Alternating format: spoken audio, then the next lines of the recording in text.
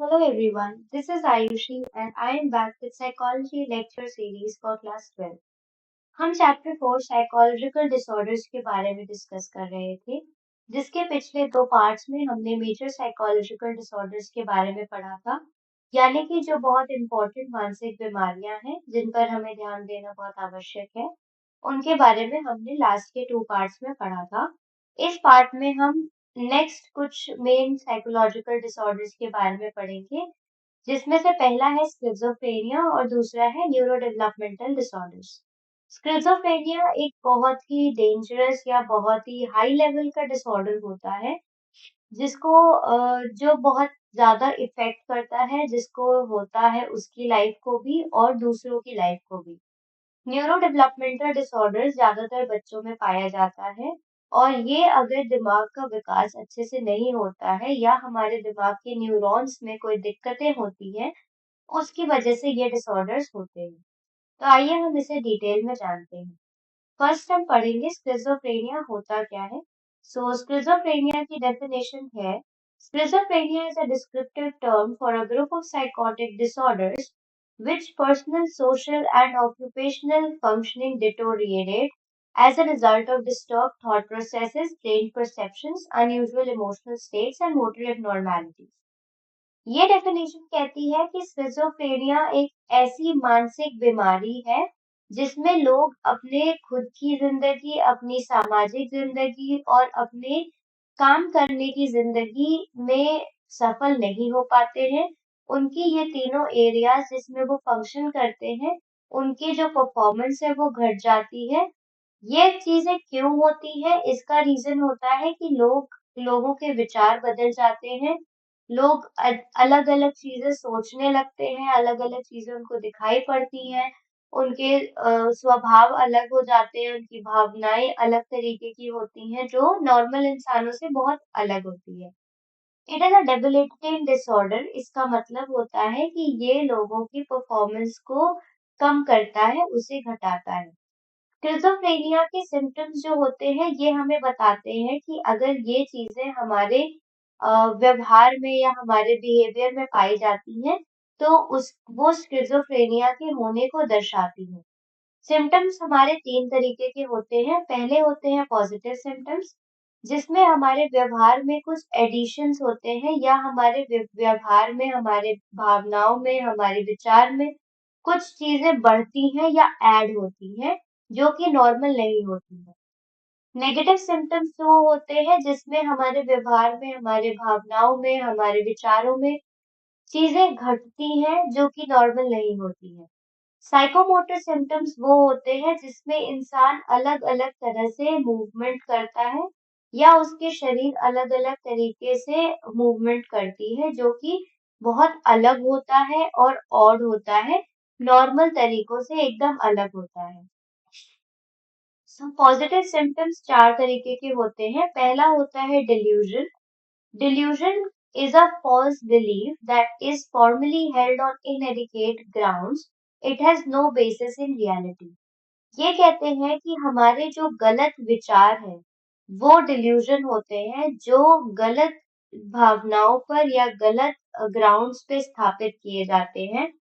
इनकी सत्यता से या वास्तविकता से कोई भी लेन-देन नहीं होता है। ये सत्य से परे होते हैं और ये हमारे गलत विचार होते हैं।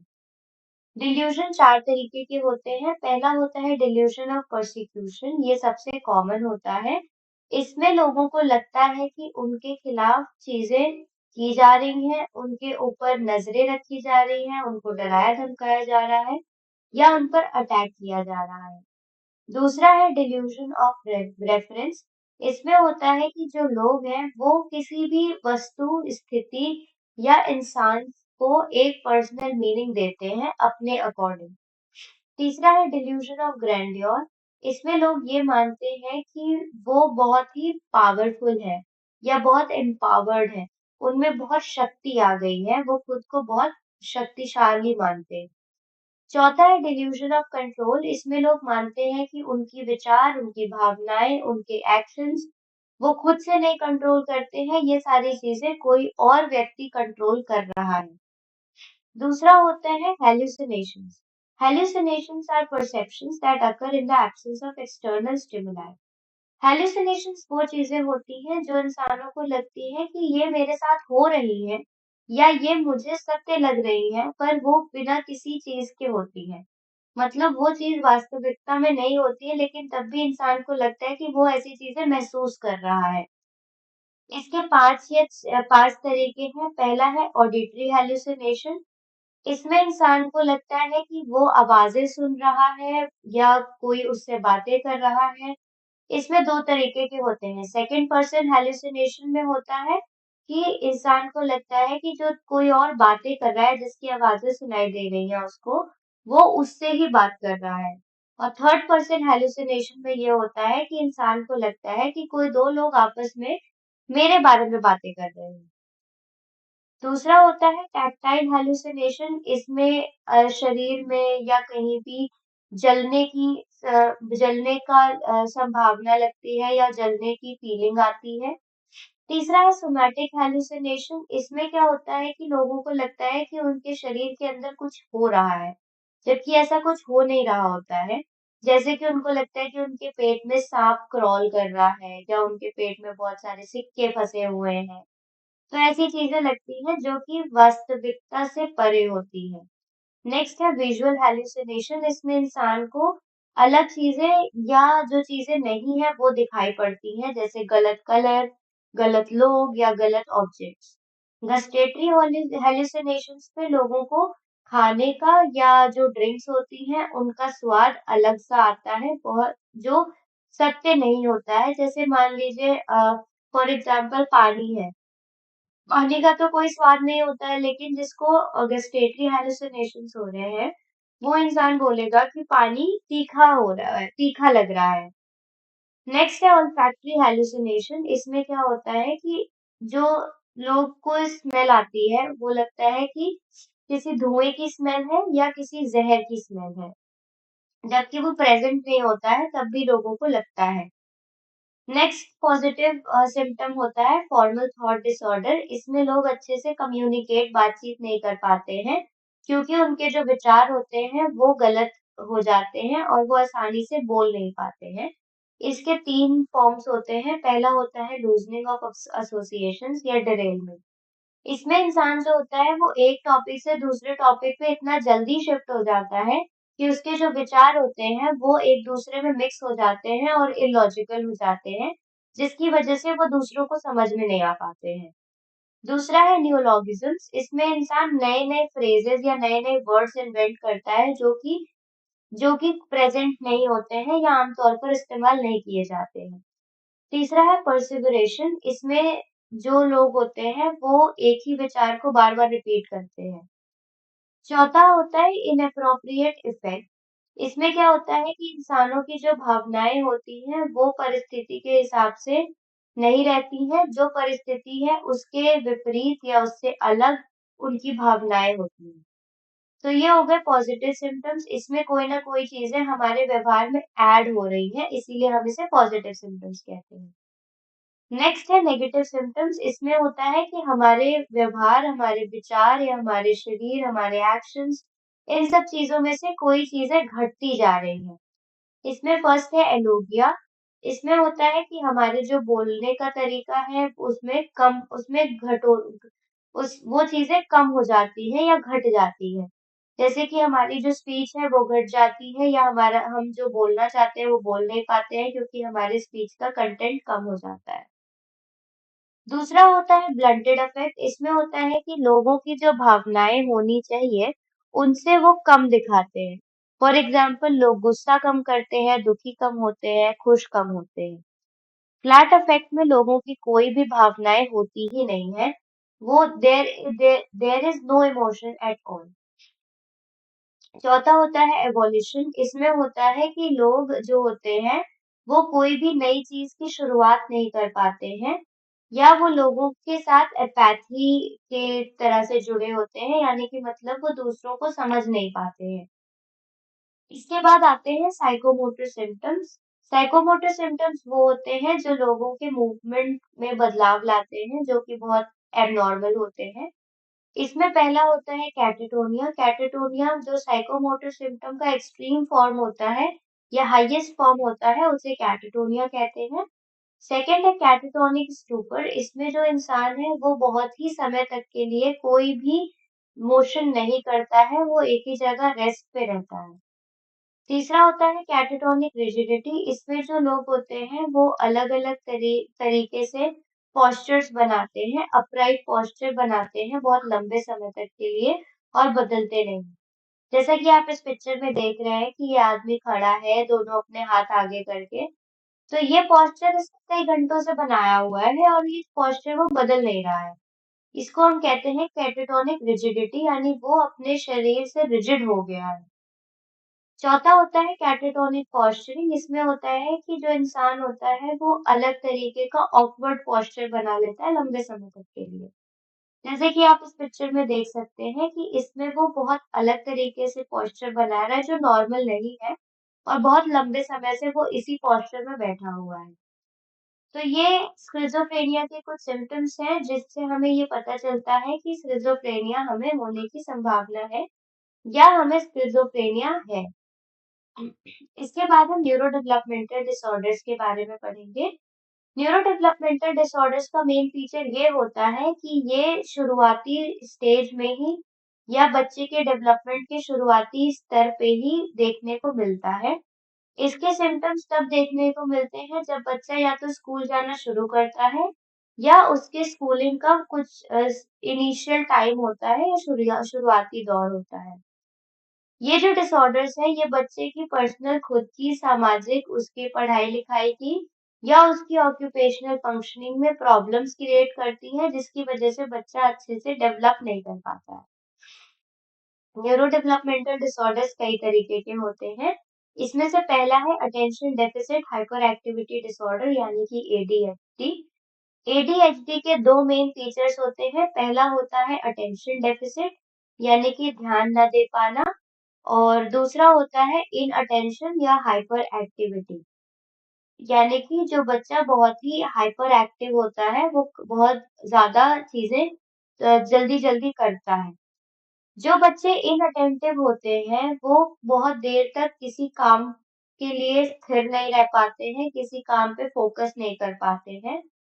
वो अपने माइंड को एक जगह नहीं रख पाते हैं और लोगों के इंस्ट्रक्शन फॉलो करने में उनको दिक्कतें आती हैं।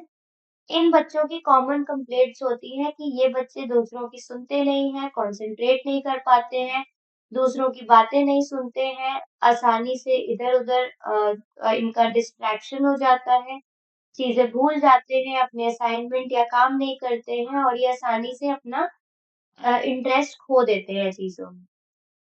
दूसरा होता है जो बच्चे इम्पल्सिव होते हैं वो अपने जो इमीडिएट रिएक्शंस होते हैं वो उनको कंट्रोल नहीं कर पाते। वो कोई भी काम करने से पहले सोच नहीं पाते हैं, वो तुरंत ही वो काम कर देते हैं। उनको वेट करना नहीं पसंद है किसी अपनी टर्न के लिए। उनको वो ग्रैटिफिकेशन को डिले नहीं कर सकते यानी कि उन्हें जो चीज़ चाहिए वो तुरंत चाहिए। वो उसको बाद के लिए नहीं रख सकते कि चलो ये चीज़ हम बाद में कर लेंगे, उन्हें जो चीज़ चाहिए वो तुरंत चाहिए। वो इम्पल्सिव होते हैं यानी कि वो तुरंत ही रिएक्ट कर देते हैं चीज़ों पे, बिना कुछ सोचे-समझे। तीसरे होते हैं हाइपर एक्टिव बच्चे। इनमें क्या होता है कि वो बच्चे शांति से कोई भी चीज़ बैठ के सुन नहीं सकते हैं, वो हमेशा हाइपर एक्टिव होते हैं, वो इधर-उधर घूमते रहते हैं, दौड़ते रहते हैं, क्लाइंब करते रहते हैं, कूदते-फांदते रहते हैं पूरे कमरे में।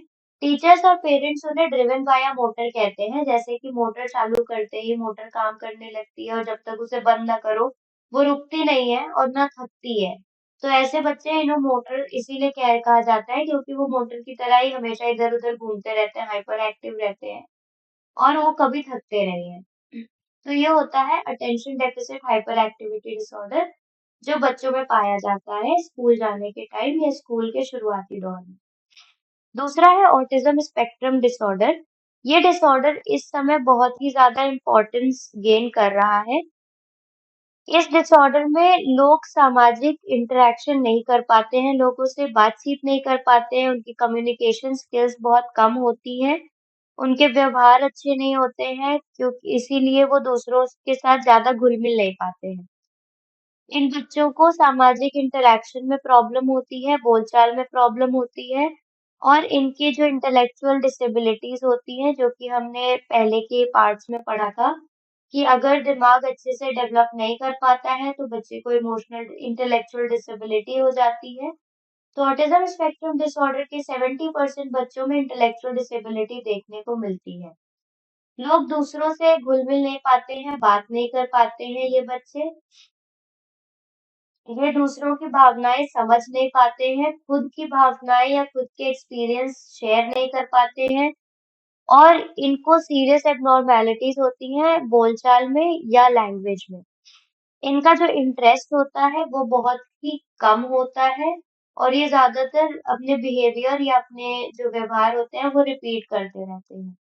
इनके जो मूवमेंट्स होते हैं वो कभी-कभी सेल्फ स्टिमुलेटरी होते हैं यानी कि ये खुद से ही स्टिमुलेट करते हैं यानी कि हाथ को ऐसे-ऐसे फ्लैप करना या कभी-कभी ये खुद को नुकसान पहुँचा सकते हैं जैसे अपना सिर ही दीवार के ऊपर बार-बार लगा रहे हैं।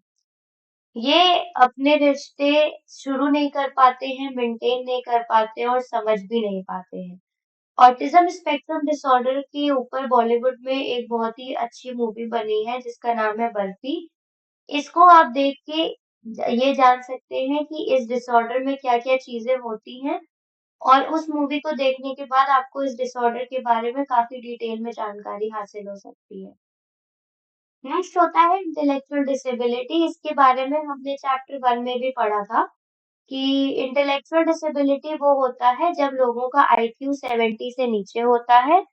वो अपने उनके व्यवहार ऐसे होते हैं कि वो सामाजिक चीज़ों से या सिचुएशन से जल्दी अडैप्ट नहीं कर पाते हैं और ये 18 साल से कम उम्र में देखने को मिलता है। स्पेसिफिक लर्निंग डिसऑर्डर ऐसा डिसऑर्डर है जिसमें इंसान इन्फॉर्मेशन अच्छे से समझ नहीं पाता है, उसे अपने दिमाग में अच्छे से प्रोसेस नहीं कर पाता है। ये स्कूल के शुरुआती दौर में ही देखने को मिलता है। इसमें बच्चों को बेसिक स्किल्स में प्रॉब्लम होती है जैसे लिखने में, पढ़ने में या मैथ्स में। जो बच्चा होता है वो अपने एज ग्रुप के बराबर के बच्चों से कम परफ़ॉर्म करता है और इस परफ़ॉर्मेंस लेवल को या इस डिसऑर्डर को हम अच्छा बेटर कर सकते हैं अगर उस बच्चे के ऊपर ज़्यादा ध्यान दिया जाए और उसको ज़्यादा इनपुट या एफर्ट के साथ उसको उस प्रॉब्लम से निकालने की कोशिश की जाए। इन टॉपिक से रिलेटेड अगर आपको कोई भी डाउट्स या क्वेरीज हैं तो आप अपने क्वेश्चंस कमेंट सेक्शन में पूछ सकते हैं। साइकोलॉजी से रिलेटेड एजुकेशनल वीडियोस के लिए गुरुकुल चैनल को सब्सक्राइब करना ना भूलें।